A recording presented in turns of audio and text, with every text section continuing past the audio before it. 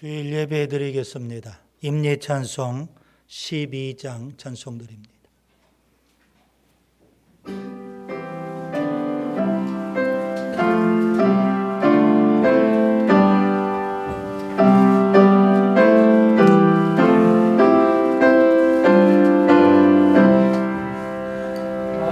함께 주를 경배하세 그가 드리고 어디 있을까 주께 찬양을 드리니 주 성령이여 나를 도우사 주 기뻐하실 나를 불러서 그 이름 찬양하게 하소서. 내 주여 나를 인도하사 아버지 품에 살게 하시고 그 성령 내 행실 살피사 내 마음과 뜻을 주관하시고 그 성령 내 맘 열어주시사 참 평화 감진하게 하소서.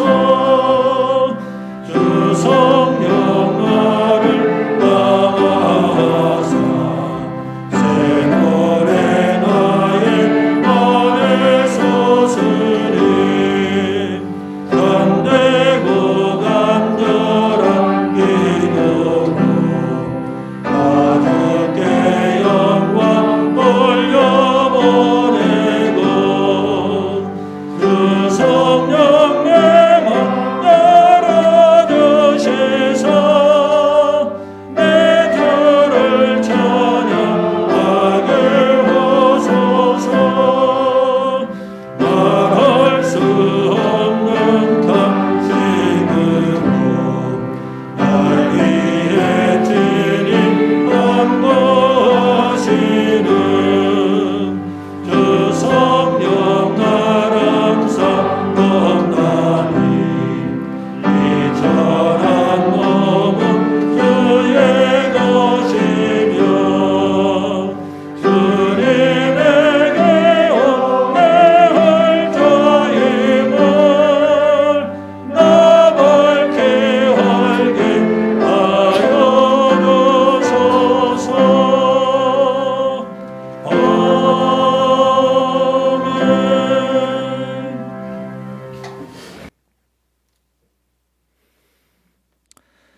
이스라엘 사람들아 이 말을 들으라.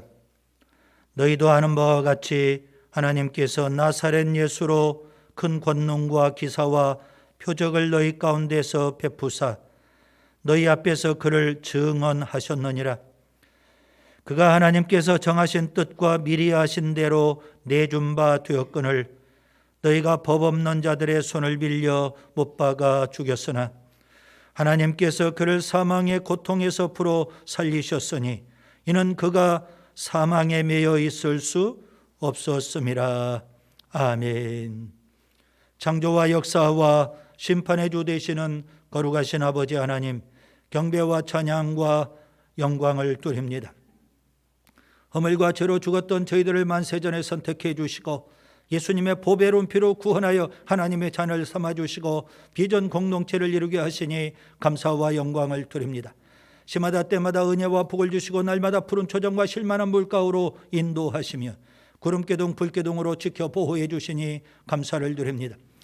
코로나19 사태가 위중함에도 불구하고 여기까지 우리 공동체를, 우리의 가정을, 우리의 일터를 지켜 보호해 주셨습니다. 오늘 또 귀한 주일 저희들을 예배로 불러주셨기에 믿음으로 응답하여 우리 비전 공동체가 아버지 앞에 나와서 영과 진리로 예배를 드립니다. 성삼위 하나님 이곳에 임하셔서 우리 예배를 흠양하시고 영광을 받으시옵소서. 두렵고 떨리는 마음으로 주 앞에 나왔습니다. 우리의 생각을 다스려 주시고 육신을 주장해 주시며 예배드리는 이곳의 공기와 분위기까지도 선히 인도해 주옵소서. 예수님 귀하신 이름으로 기원하옵나이다. 아멘.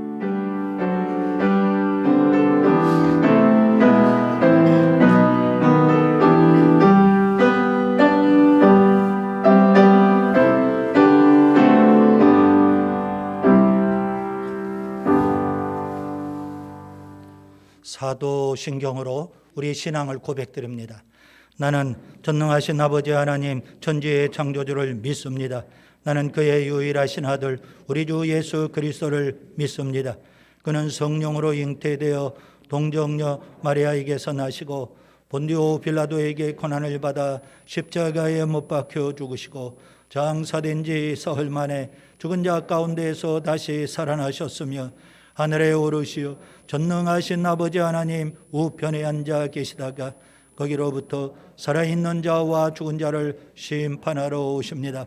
나는 성령을 믿으며 거룩한 공교회와 성도의 교제와 죄를 용서받는 것과 몸의 부활과 영생을 믿습니다. 아멘. 착석해 주시기 바랍니다. 김호중 순장님께서 대표로 기도해 주시겠습니다.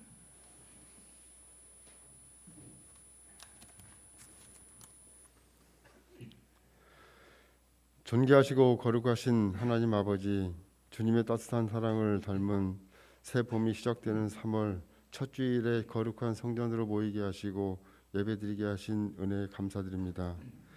우리의 부르짖음에 응답하시는 주님을 찬양하오니 홀로 영광 받아주옵소서. 모든 만물이 생동하는 계절에 성령으로 충만하게 채워지기를 원합니다. 오직 성령 충만함을 입어 우리의 믿음이 자라나고 꽃 피우며 열매를 맺는 계절을 보내게 하옵소서. 특별히 사순절을 보내는 가운데 주님의 고난을 가슴 깊이 묵상할 수 있도록 인도하여 주셨고, 무엇 때문에 예수 그리스도께서 이 땅에 오셨고 무엇 때문에 우리의 죄를 대신해서 죽으셔야 했는지 이번 기간으로 다시 한번 되새기고 깨닫게 해 주시옵소서. 사랑과 은혜의 주님, 이 시간 우리의 교만과 독선을 회개하오니 용서하여 주옵소서. 그리하여 어려운 일을 당할 때마다 주님의 십자가를 든든히 붙잡고 조금도 흔들림이 없게 하옵소서. 존귀하신 주님, 이곳에 주님의 몸된 교회로 세워주시고 성령의 권능을 세상에 쏟아낼 수 있는 능력의 재단으로 이끄신 은혜에 감사드립니다. 우리 교회가 성령에 충만한 교회로서 진리의 빛을 밝힐 수 있게 하시고 성령의 역사하심이 넘쳐 일어나는 교회가 되게 하옵소서. 특별히 대선을 앞두고 있습니다. 하나님께서 한국교회와 이 나라 백성들을 위하여 꼭 필요한 대통령이 선출되게 하시고 하나님을 두려워하고 사랑하며 기도함으로 나라를 이끌어갈 지도자를 선출할 수 있도록 은혜를 베풀어 주옵소서. 유럽에서는 전쟁으로 상처받고 얼룩진 그 땅의 억압이 사라지게 하옵소서. 참된 샬롬의 평화가 임하게 하옵소서. 전 세계의 오미크론 팬데믹을 하루빨리 종식시켜 주셔서 일상의 삶은 물론 예배 사역 선교가 더 이상 위축되지 않게 하옵소서. 오늘도 생명의 말씀을 들고 단위에 서신 우리 목사님, 성령의 능력으로 붙들어 주시고 말씀이 선포될 때마다 아멘으로 받게 하시고 기적의 역사가 나타나게 하옵소서. 예배드리는 모두가 같은 마음으로 찬양하게 하시고 찬양하는 중에 저희를 향하신 하나님의 뜻을 깨닫게 하시오며 저희들의 일상이 늘 주를 향한 향기로운 찬양으로 충만하게 하옵소서. 예배의 모든 것을 주님께 드리오며 이 모든 말씀 예수 그리스도의 이름으로 기도드립니다. 아멘.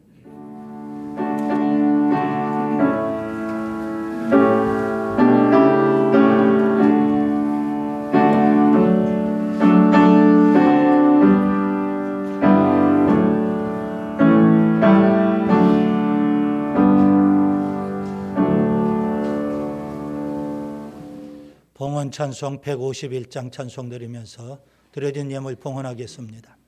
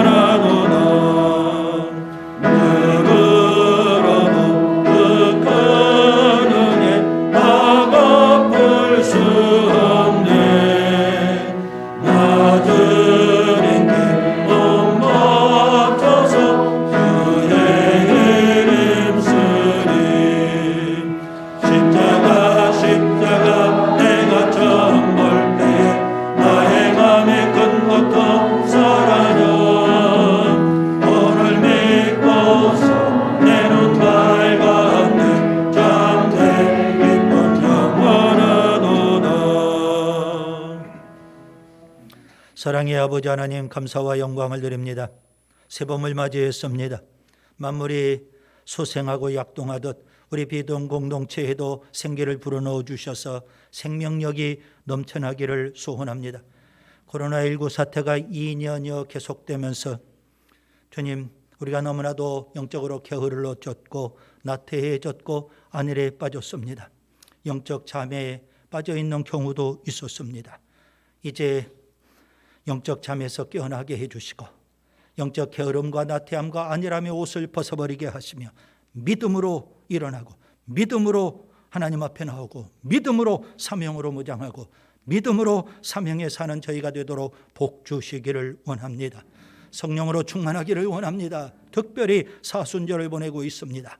예수님의 십자가를 깊이 묵상하고 마음속에 십자가를 아로새기며 우리에게 주어진 십자가를 지고 묵묵히 주님 뒤를 따르는 제자가 되게 해 주옵소서. 살아계신 아버지 하나님, 우리가 십자가 정신을 갖고 이 땅에 살아야 되는 줄 믿습니다. 주님을 위해서, 교회를 위해서, 하나님 나라를 위해서 더 많이 수고하고 희생하고 헌신하는 저희가 되게 해 주옵소서. 선거를 앞두고 있습니다. 주님, 좋은 지도자가 세워질 수 있도록 우리 그리스도인들이 영적 지혜를 갖고 사람을 잘 선택할 수 있게 해 주옵소서. 살아계신 아버지 하나님, 이 땅을 굽어 살펴주시고 코로나로 인해서 많이 피폐해져 있습니다. 경제가 더 살아나게 해주시고 일자리들이 더 많이 창출되게 해주시며 수출이 더 증대되게 해주시고 주님, 지구촌에 전쟁, 기근, 지진, 재앙, 수많은 사건, 사고들로 몸살을 앓고 있습니다. 하나님의 나라가 속히 임하기를 소원합니다. 살아계신 아버지 하나님, 우리 교회가 다시금 복음으로 무장하게 해주시고 이 지역에 직접 전도에 힘쓰며 우리가 후원하고 있는 기관과 교회와 선교사들을 통해서 복음이 땅 끝까지 확장되고 죽어가는 영혼들이 더 많이 주 앞에 돌아오게 해 주옵소서. 살아계신 아버지 하나님, 오늘도 말씀을 사모하여 주 앞에 나왔습니다. 주께서 친히 말씀해 주옵소서. 다음 세대를 축복합니다. 청년, 학생, 아동, 하나님이 주신 꿈을 품고 학업에 전진하며 실력을 더 쌓아가게 해주시고 우리 청년들 취업의 문, 결혼의 문도 활짝 열어주시고 꿈의 날개를 활짝 펴게 해 주옵소서. 학생들 꿈꾸고 학업에 정진하고 상급학교에 더 진학하고 최고의 실력자도로 서게 해 주옵소서. 우리 아동들 말씀을 잘 배우고 세속과 죄악이 관영한 이 세상 거룩하고 성결하게 사는 자녀들이 되게 해 주옵소서. 노년을 축복합니다. 구원의 확신 갖고 천국을 소망하며 남은 생에 더 믿음으로 살게 해주시고 평안하고 행복한 노후가 되게 해 주옵소서. 우리 작년 주신 직분은 사역대로 더 헌신하고 충성하고 사명에 살아서 교회를 더욱 든든히 세워갈 수 있게 해 주옵소서. 우리 일터 주님, 젖과 꿀이 흘러넘치는 축복의 터전이 되게 해주시고 재물 얻는 지혜와 능력을 주께서 더하여 주옵소서. 살아계신 아버지 하나님, 우리의 가정 성령으로 기름 부으셔서 존귀한 가정, 경건하고 행복한 가정으로 세워주옵소서. 삶에 문제가 있다 할지라도 하나님 앞에 나와 부르짖어 기도하고 응답과 축복의 역사, 기적의 역사가 있게 해 주옵소서. 살아계신 아버지 하나님, 시온의 대로가 열리듯 교회를 향해서 늘 마음이 열려 있게 해주시고 하나님 앞에 더 가까이 나오게 해주시고 하나님 앞에 더 헌신할수록 하나님이 주신 은혜와 복을 누릴 수 있게 해 주옵소서. 이 강단을 성령으로 기름 부으셔서 은혜의 강물, 성령의 강물이 흘러넘치게 해 주옵소서. 그것을 마중물로 경험하고 우리 속에서 성령의 생수가 샘솟도 솟아나게 해 주옵소서. 귀한 예물을 드렸습니다. 주께서 영광을 받으시옵소서. 주의 헌금을 드렸습니다. 감사의 예물을 드렸습니다. 특별한 목적을 갖고 선교, 장학, 구제, 비전, 개미헌금을 드렸습니다. 그리고 11조 예물도 드렸습니다. 어찌 물질만 드리고 끝나겠습니까? 우리 시간을 드리고 정성을 드리고 생명을 드리고 우리의 모든 것을 아낌없이 주 앞에 드려오니 주님 영광을 받으시옵소서. 지난 17년 동안 교회 사랑하는 마음으로 우리가 개미헌금을 드렸습니다. 오늘 이제 마지막 개미헌금으로 이제 종식하려고 합니다.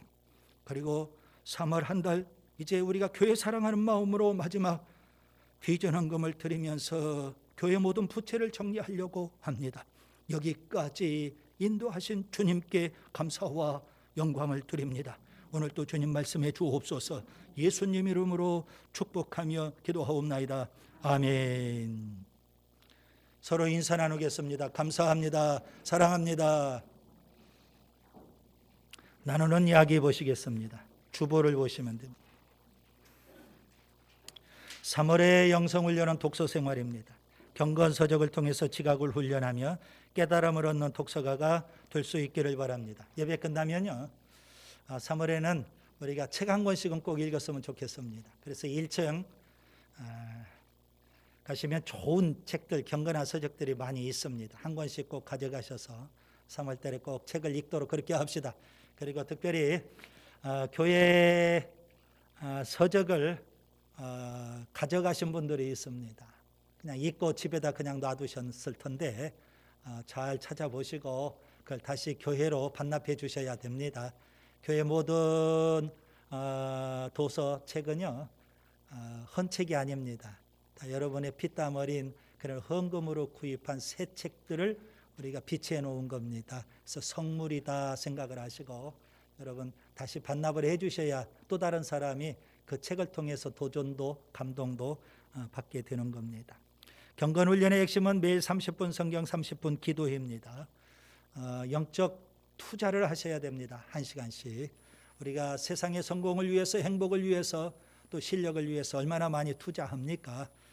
영적 실력을 위해서도 여러분 투자하시는 게 참 좋습니다. 매일 성경을 읽으시고 또 기도 시간도 가지셔야 합니다. 중직자들은 교회 1층 기도실을 개인 기도의 골방으로 삼으셔야 하겠습니다. 사순절 기간이죠. 부활주일은 4월 17일이고요. 새벽에 말씀 묵상 보내드리고 있습니다. 금주는 역대상 23장부터 27장입니다. 수요일에는 성경 공부가 있죠. 인물별 성경 공부가 있고요. 금요일에는 가정에서 가정 예배를 드리도록 합니다. 장령 교재를 활용하시면 되겠고요. 교재가 없으신 분은 예배당 밖에 로비에 교재를 비치해 놨습니다. 가져가시면 됩니다. 꼭 가정에서 가정 예배를 드리고 예배의 불이 꺼지지 않도록 해야 됩니다. 새봄을 맞이했습니다. 여러분 전도해야 되는데요. 먼저 적극적으로 전도 대상자를 찾으시고 또 기도하며 전도의 열매도 맺으셔야 합니다. 토요 청소는 여삼순 또 김호정 안수 집사님 되겠습니다. 금주 생일을 맞이하신 분 4분 주님의 이름으로 축복합니다. 지난주에 잠시 말씀드린 대로 개미연금은 오늘까지 드리는 걸로 하겠습니다. 그동안 17년 동안 너무 많이 수고하셨고요. 또 헌신하셨습니다. 여러분이 드렸던 헌금이요. 개미연금 2004년 우리가 12월에 입당을 했는데요. 아마 9월부터 개미연금을 드린 것으로 기록에 있습니다. 지난주까지 제가 계산을 해보니까 개미연금이 3억 1654만 원 정도 됐습니다. 자세한 내역은 1층 게시판에 제가 올려놨습니다. 너무 많이 수고하셨고요. 교회 대출금 상환을 위한 비전 헌금은 3월 달까지로 그렇게 하겠습니다. 그리고 4월부터는 교회 미래를 대비하기 위해서 또 비전 헌금에도 관심을 가져주시면 좋겠습니다. 입당 이후 비전 헌금을 드린 총액이 4억 5,278원입니다.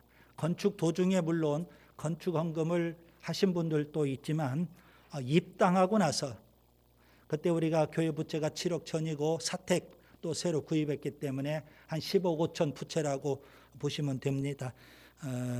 그래서 입당 이후 비전 헌금을 드린 총액이 4억 5,278원 이렇게 됐습니다. 너무 많이 수고하셨고 다 교회 사랑하는 마음이었다고 생각합니다. 하나님께서 복 주실 겁니다.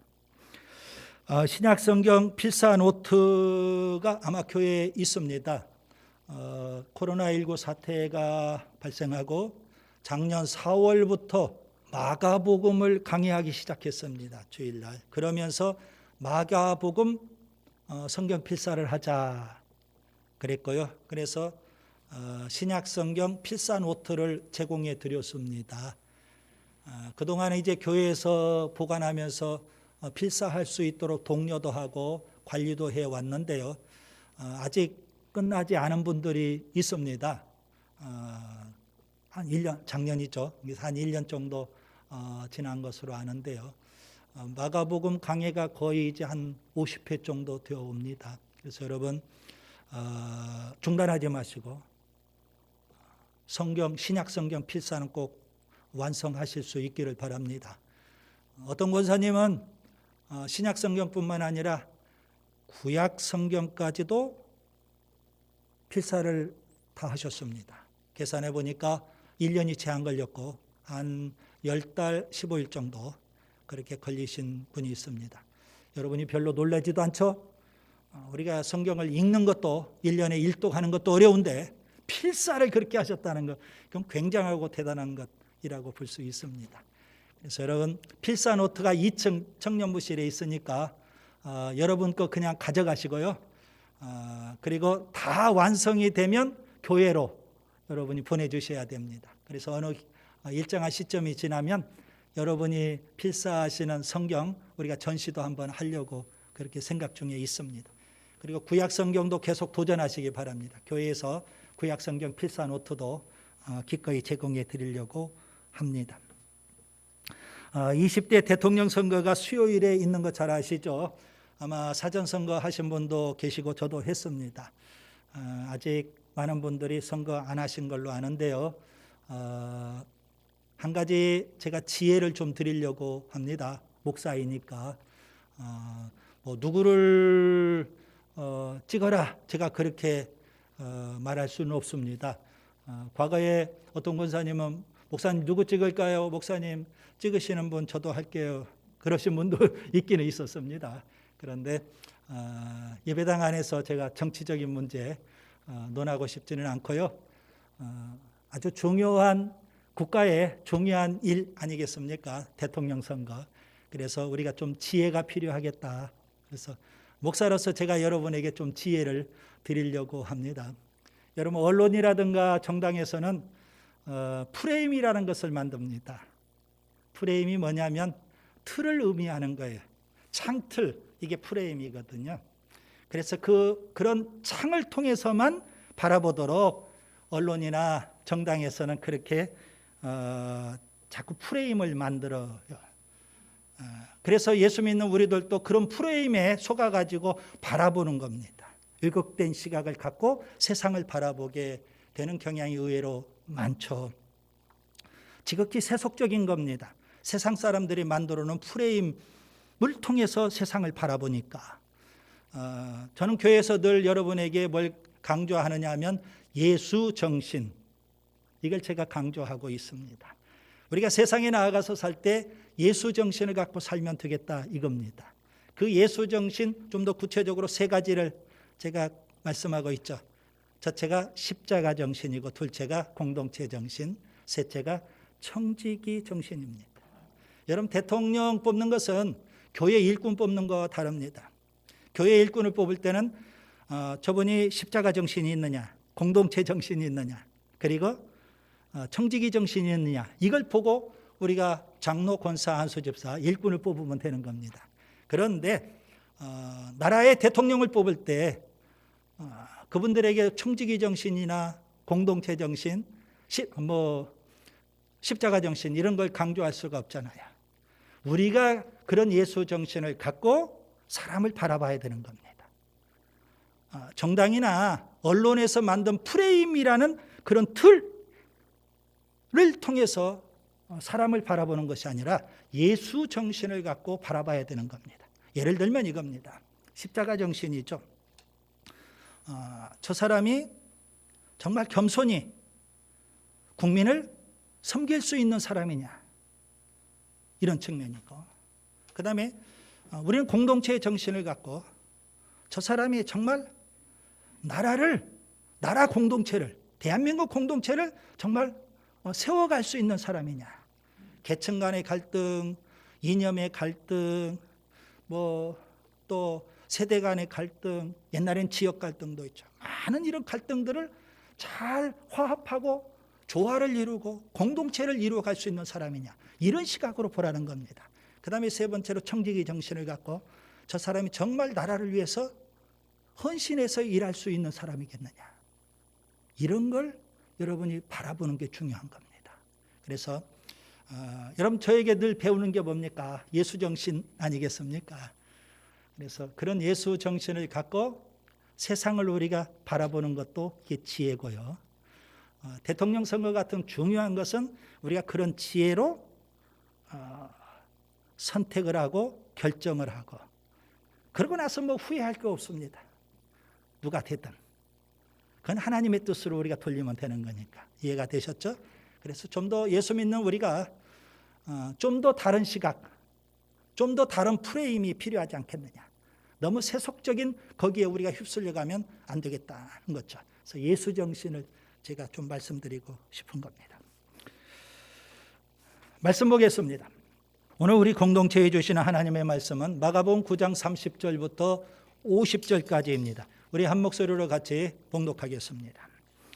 그곳을 떠나 갈릴리 가운데로 지날새 예수께서 아무에게도 알리고자 아니하시니 이는 제자들을 가르치시며 또 인자가 사람들의 손에 넘겨져 죽임을 당하고 죽은 지 3일 만에 살아나리라는 것을 말씀하셨기 때문이더라. 그러나 제자들은 이 말씀을 깨닫지 못하고 묻기도 두려워하더라.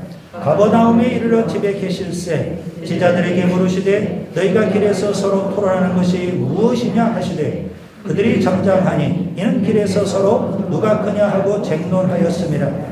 예수께서 앉으사 12 제자를 불러서 이르시되 누구든지 첫째가 되고자 하면 무사람의 끝이 되며 무사람을 섬기는 자가 되어야 하리라 하시고 어린아이 하나를 데려다가 그들 가운데 세우시고 안으시며 제자들에게 이르시되 누구든지 내 이름으로 이런 어린아이 하나를 영접하면 곧 나를 영접하며 누구든지 나를 영접하면 나를 영접함이 아니요 나를 보내신 이를 영접함이니라. 요한이 예수께 여짜오되 선생님, 우리를 따르지 않는 어떤 자가 주의 이름으로 귀신을 내쫓는 것을 우리가 보고 우리를 따르지 아니하므로 금하였나이다. 예수께서 이르시되 금하지 말라. 내 이름을 의탁하여 능한 일을 행하고 즉시로 나를 비방할 자가 없느니라.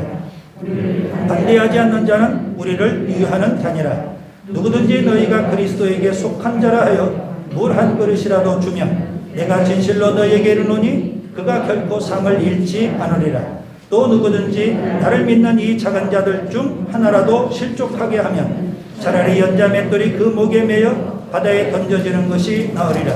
만일 내 손이 너를 범죄하게 하거든 찍어버리라. 장애인으로 영생에 들어가는 것이 두 손을 가지고 지옥 곧 꺼지지 않는 불에 들어가는 것보다 나으니라.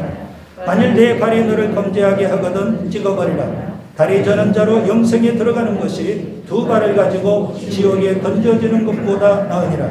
만일 내 눈이 너를 범죄하게 하거든 빼버리라. 한 눈으로 하나님의 나라에 들어가는 것이 두 눈을 가지고 지옥에 던져지는 것보다 나으니라. 거기에서는 부더기도 죽지 않고 불도 꺼지지 아니하느니라. 사람마다 불로서 소금 치듯 함을 받으리라. 소금은 좋은 것이로되 만일 소금이 그 맛을 잃으면 무엇으로 이를 짜게 하리요. 너희 속에 소금을 두고 서로 화목하라 하시니라. 아멘.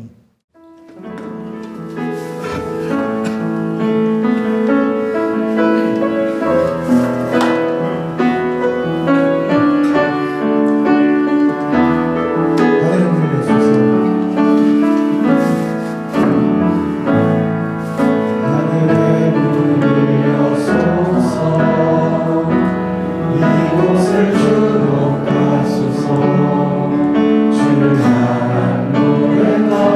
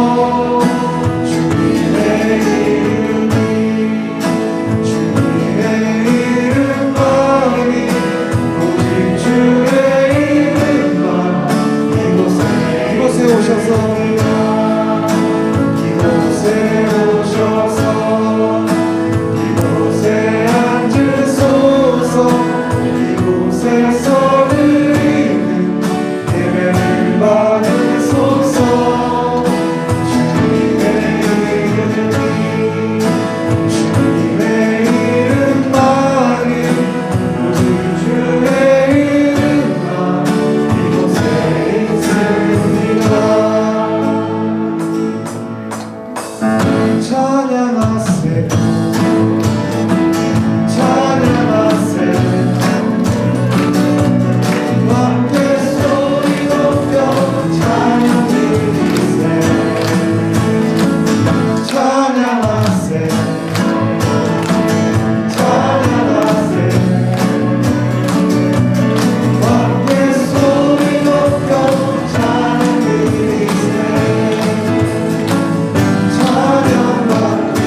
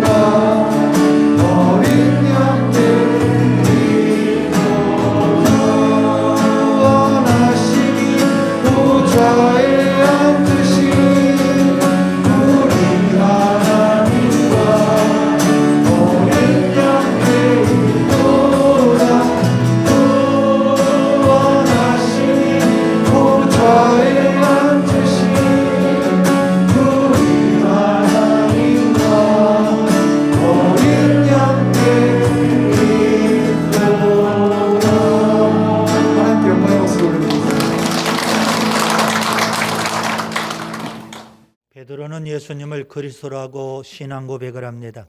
그때 예수님은 제자들에게 한 가지 중요한 진리를 가르쳐 주십니다. 최소한 3번 이상 십자가 죽음과 부활을 말씀하십니다.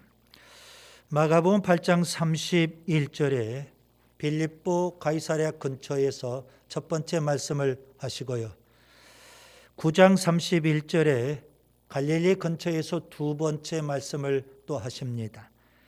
그리고 10장 34절 35절에 갈릴리에서 예루살렘으로 올라가시는 도중에 세 번째 말씀을 하십니다. 예수님은 이렇게 제자들에게 계속 말씀하시는데 제자들의 반응은 어떠할까요? 예수님께서 첫 번째 말씀을 하실 때 베드로는 예수님을 붙들고 항변합니다. 예수님이 두 번째 말씀을 하실 때 제자들은 오늘 본문에 누가 크냐 서로 쟁론하면서 싸웁니다. 예수님이 세 번째 말씀을 하실 때 제자 가운데 야고보와 요한은 예수님 앞에 이렇게 간청을 드립니다. 예수님께서 영광을 얻으시면 오른편에는 또 왼편에는 우리 둘을 앉혀주옵소서. 이렇게 간청을 했던 겁니다. 예수님은 십자가의 고난을 계속 말씀하시는데 제자들은 별로 거기에 관심이 없습니다. 무관심합니다. 전혀 듣지 않습니다. 십자가의 고난이 아니라 세상의 영광만을 제자들은 추구하고 있는 겁니다. 그런 제자들을 데리고 예수님께서 변화산에 가십니다. 3명의 제자들이 변화산 위에까지 올라갔죠. 그 3명의 제자들은 무엇을 봤을까요? 그 3명의 제자들은 무엇을 들었을까요? 그 3명의 제자들은 무엇을 깨달아야 할까요? 3명의 제자들이 본 것은 환상인데요. 예수님께서 모세와 엘리야와 대화를 나누시는 환상을 보게 됩니다. 그 대화의 주제가 메시아의 고난입니다. 모세와 엘리야, 이것은 구약 성경을 상징하는 거죠. 곧 구약 성경에서 이미 엄연히 메시아의 고난을 말씀하고 있다는 사실입니다. 3명의 제자들이 들은 것은 뭘까요? 하늘에서 음성이 들립니다. 하나님의 음성이죠. 하나님께서는 3명의 제자들을 책망하시면서 예수님의 말씀을 들으라, 그렇게 말씀하십니다. 3명의 제자들이 변화산의 환상을 통해서 깨달아야 할 진리는 무엇일까요? 예수님의 최종 목적지는 변화산이 아니라는 겁니다. 변화산에 초막을 짓고 오래 머물러서는 안 된다는 것입니다. 변화산이 아니라 예수님이 가셔야 될 최종 목적지는 예루살렘 갈보리산입니다. 변화산이냐 갈보리산이냐, 그걸 깨달았다면, 그리고 예수님을 따르는 제자라고 한다면 마땅히 변화산의 영광을 소망하면서, 천국의 영광을 소망하면서 십자가의 길을 가신 예수님, 그 예수님을 뒤따라야 되지 않을까요? 천국의 영광을 소망하면서 자기를 부인하고 자기 십자가를 지고 예수님을 따르는, 예수님을 주장하는 제자가 되어야 하지 않을까요? 천국의 영광을 소망하면서 예수님과 복음을 위해서 생명을 바쳐야 하지 않을까요? 여러분, 사람은 쉽게 변하지 않습니다. 한 사람이 누구를 만나서 변화가 된다는 것, 대단히 힘들고 어려운 일입니다. 우리가 지금 계속 살펴본 대로 예수님은 변화의 주인공이십니다. 제자들은 변화되기를 고집스럽게 거부하는 사람들입니다. 변화의 주인공이신 예수님, 제자들이 진정으로 변화되기를 원하시는 겁니다. 그래서 예수님은 계속 십자가의 고난을 말씀하고 계시는 겁니다.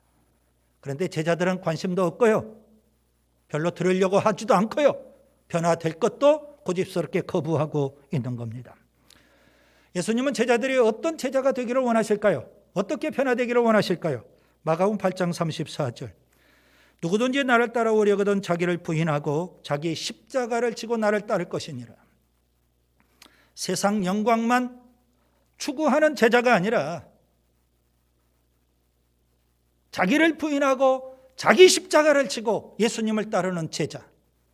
누가 서로 크냐?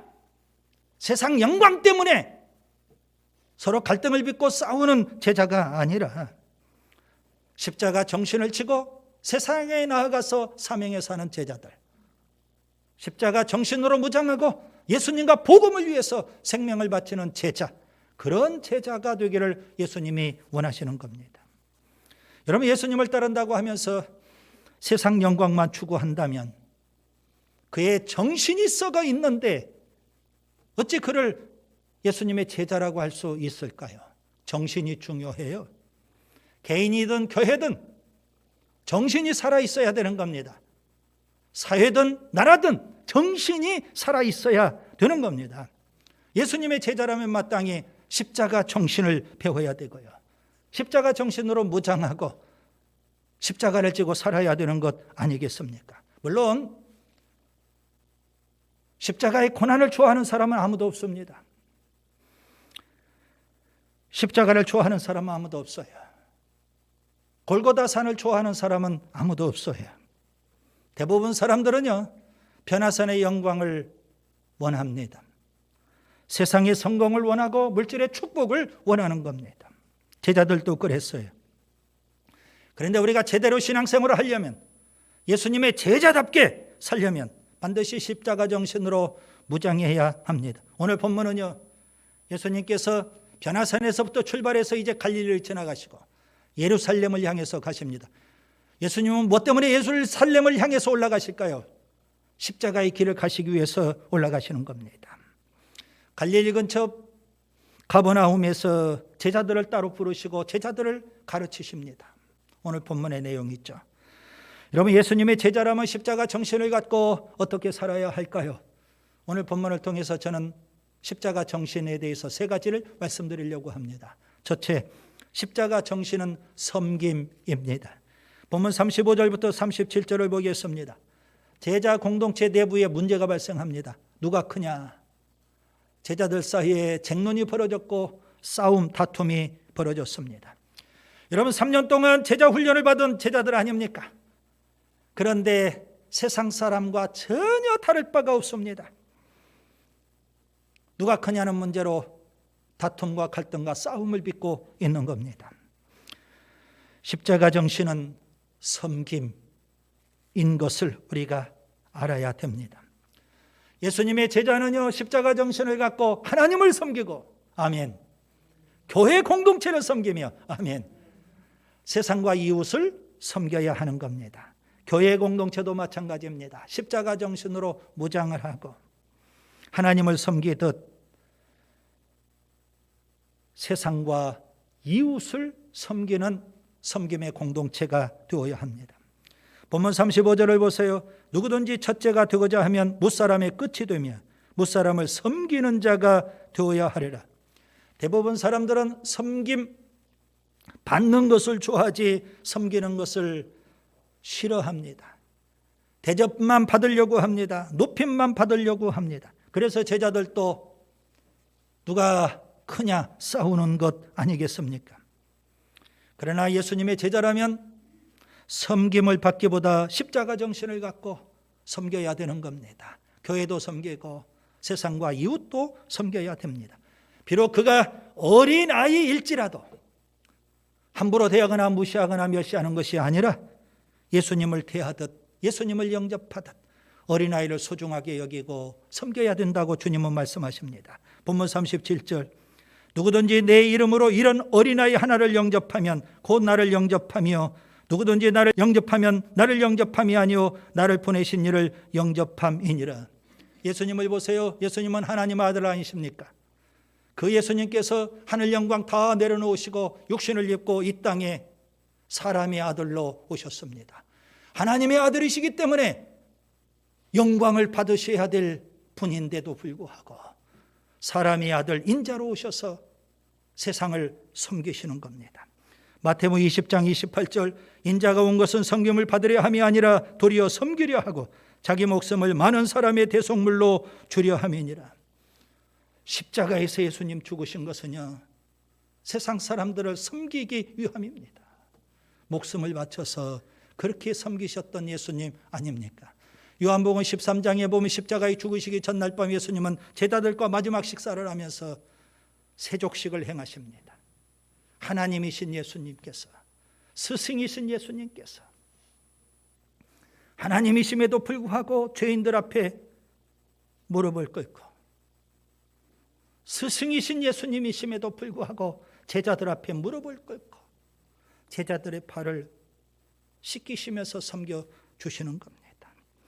주님은 이렇게 말씀하십니다. 요한복음 13장 14절, 내가 주와 또는 선생이 되어 너희 발을 씻었으니 너희도 서로 발을 씻어주는 것이 옳으니라.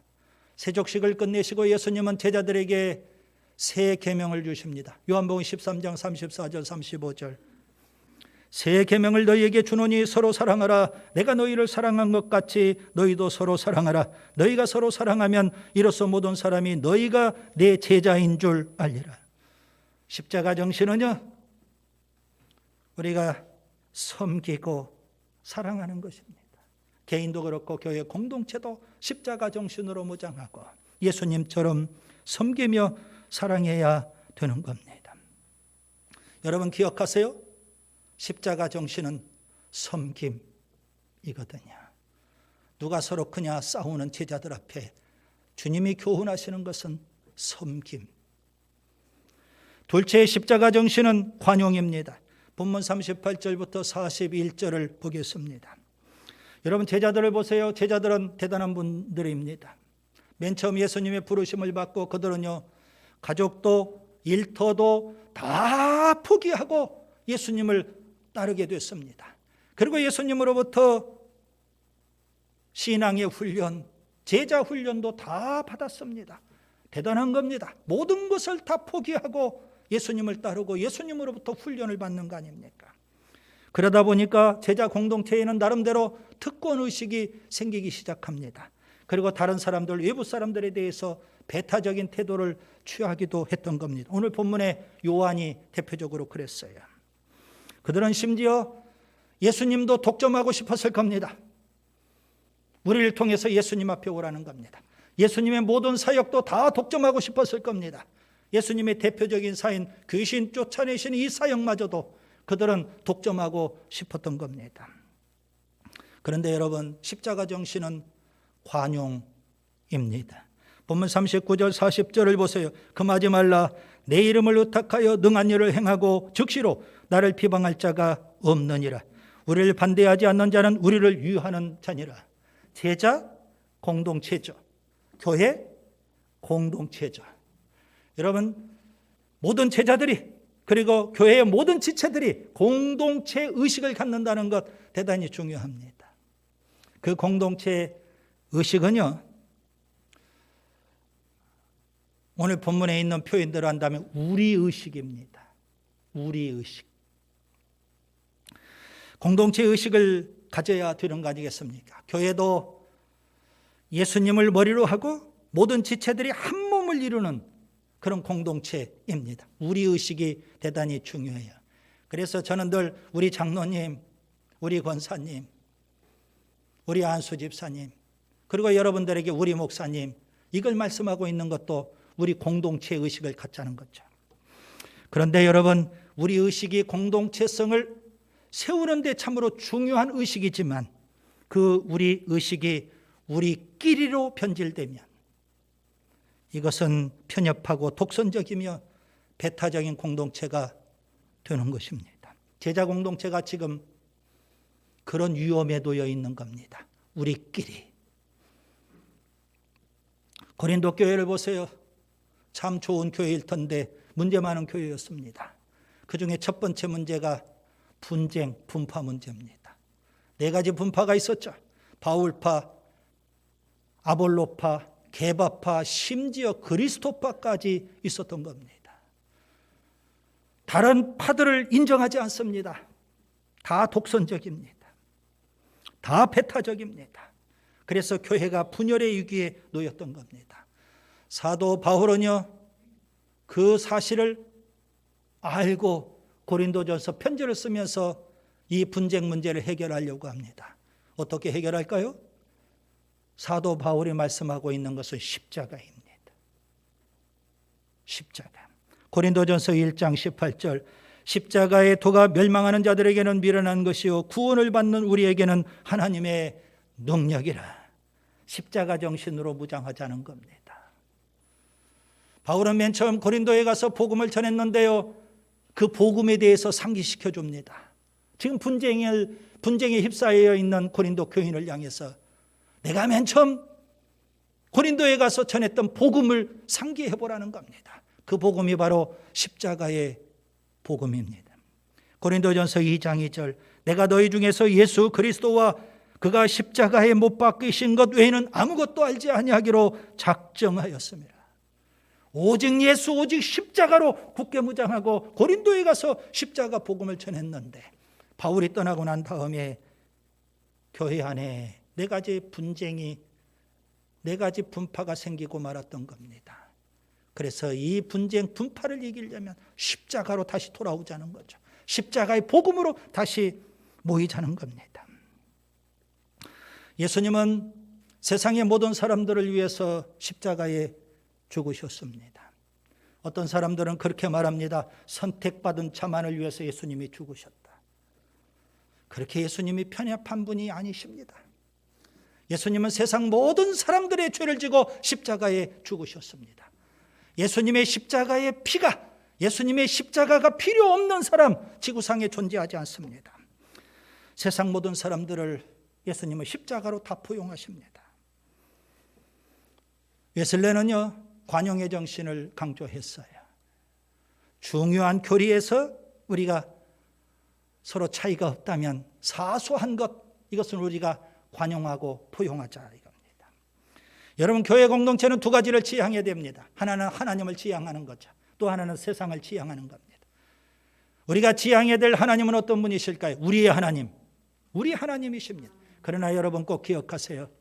성경을 보니까 하나님은 우리의 하나님, 공동체의 하나님이시지만 하나님은 열방의 하나님이 되시는 겁니다. 그렇기 때문에 우리는 세상을 또 지향하게 되는 겁니다. 열방의 하나님이시니까. 그래서 모든 사람들이 다 교회로 올 수 있어야 하는 겁니다.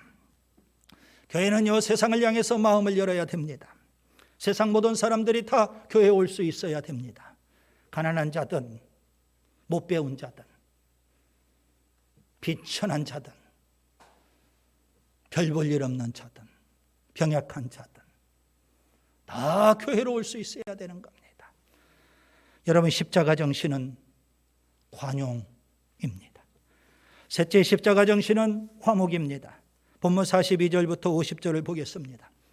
제자 공동체는 누가 크냐 하는 문제로 다투고 논쟁을 벌이고 있죠.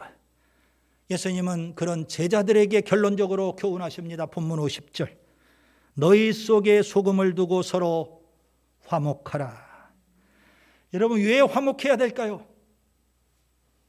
교회 공동체가 싸우지 않고 왜 화목해야 할까요? 세상 영광 때문에 논쟁하고 다투고 싸우다가 실족하는 사람들이 생기기 때문에 그렇습니다. 본문 42절 누구든지 나를 믿는 이 작은 자들 중 하나라도 실족하게 하면 차라리 연자 맷돌이 그 목에 매여 바다에 던져지는 것이 나으리라. 실족하게 하면 안 된다는 겁니다. 예수님을 믿는 형제 아닙니까? 누구든지 나를 믿는 이 작은 자들, 예수님을 믿기 때문에 다 소중하고 귀한 겁니다. 여러분, 예수님의 십자가의 피로, 예수님의 십자가로 구원받은 하나님의 자녀 아니겠습니까? 다 소중하고 귀한 거예요. 다 천하보다 귀한 영혼이 구원받은 거 아니겠습니까? 그렇기 때문에 우리가 서로 화목해야 되는 겁니다. 십자가 정신은 화목입니다. 교회는 화목의 공동체입니다. 예수님은 십자가로 하나님과 사람 사이를 화목하게 하셨고요, 사람과 사람 사이에 화평을 이루셨습니다. 사도 바울은 에베소서 2장에서 예수님은 십자가에 죽으신 그 예수님은 우리의 화평이시라고 그렇게 말씀합니다.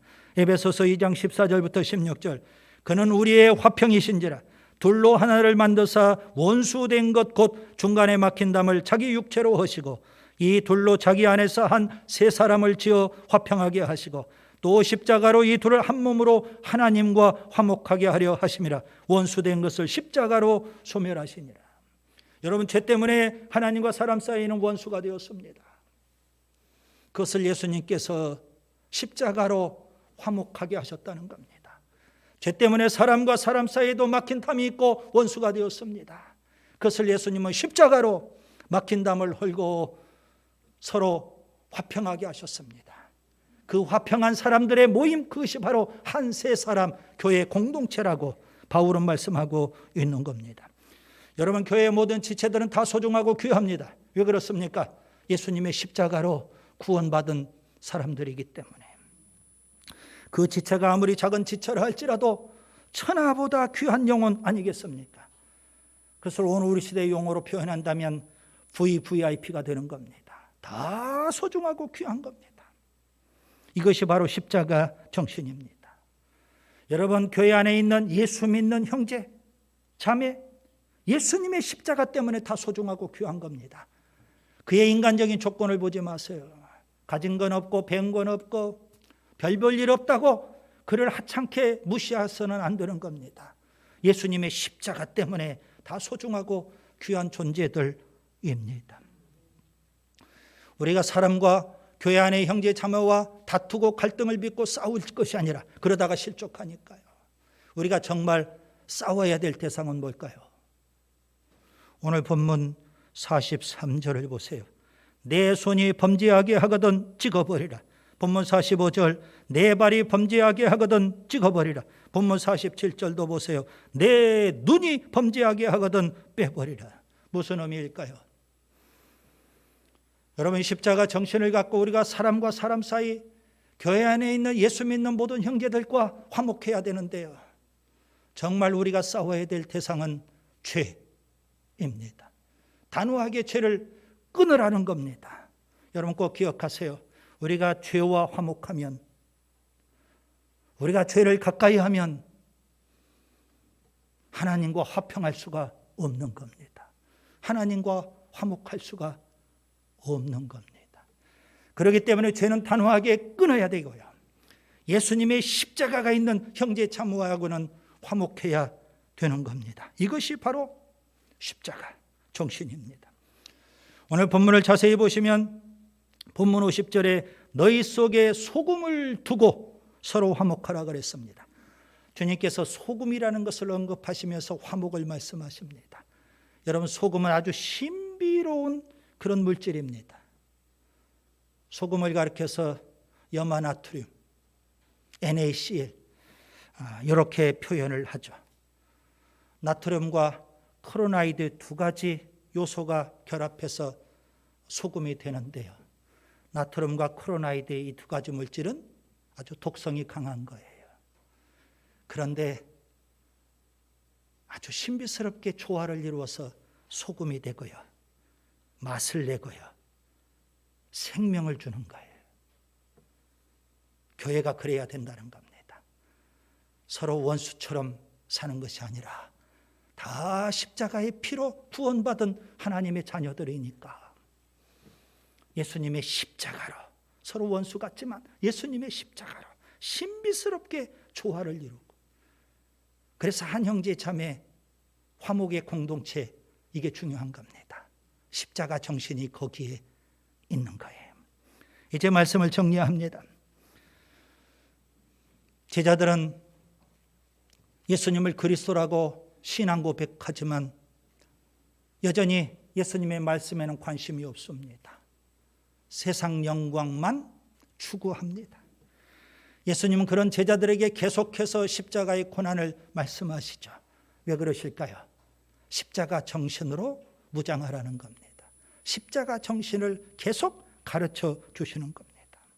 변화의 주인공이신 예수님, 고집스럽게 변화되기를 거부하는 제자들, 그런 제자들에게 계속 십자가의 고난을 말씀하시면서 십자가 정신을 가르쳐 주시는 겁니다. 우리가 십자가 정신으로 살아야 되지 않을까요? 십자가 정신은 섬김이고 관용이며 화목입니다.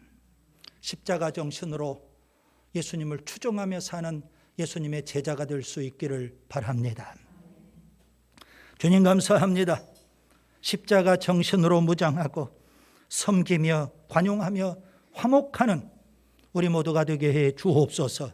예수님 귀하신 이름으로 기도하옵나이다. 아멘. 다 같이 일어나셔서 파송 찬송 458장 찬송 드리겠습니다.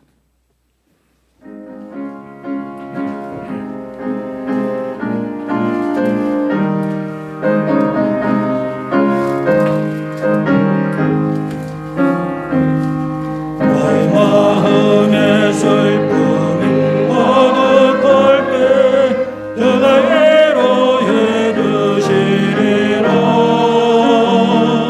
아침에 같이 빛나는 마음으로 너 십자가 지고 가라. 참 기쁜 마음으로 십자가 지고 가라. 내가 기쁘게 십자가 지고 가며 슬픈 마음이 외로웠네.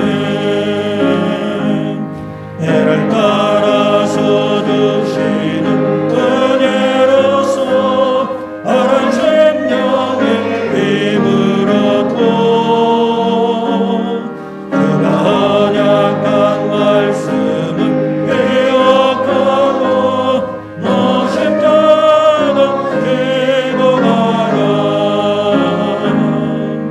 참 기쁜 마음으로 십자가 지고 가라. 내가 기쁘게 십자가 지고 가며 슬픈 마음이 외로웠네. 내가 맡은 일 성실히 행할 때에 주님 앞에서 상 받으리. 그가 베푸시는 은혜를 감사하며 너 십자가 지고 가라. 참 기쁜 마음으로 십자가 지고 가라. 내가 기쁘게 십자가 지고 가며 슬픈 마음이 외로웠네.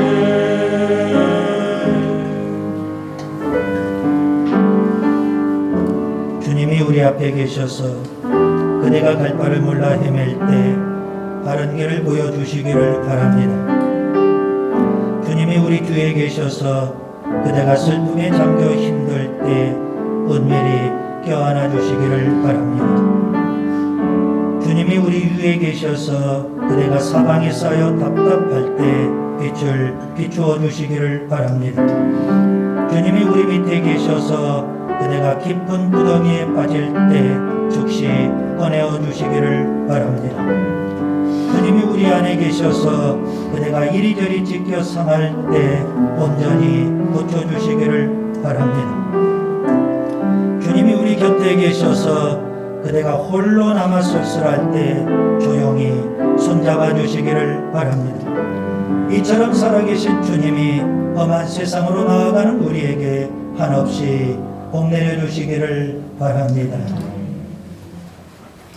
이제는 우리 주 예수 그리스도의 은혜와 아버지 하나님의 무한하신 사랑과 부회사 성령님의 교통이 십자가 정신으로 철저히 무장하고 섬기며 관용하며 화목하며 살기를 원하는 우리 모두에게 영원히 함께 하시기를 간절히 축원하옵나이다. 아멘.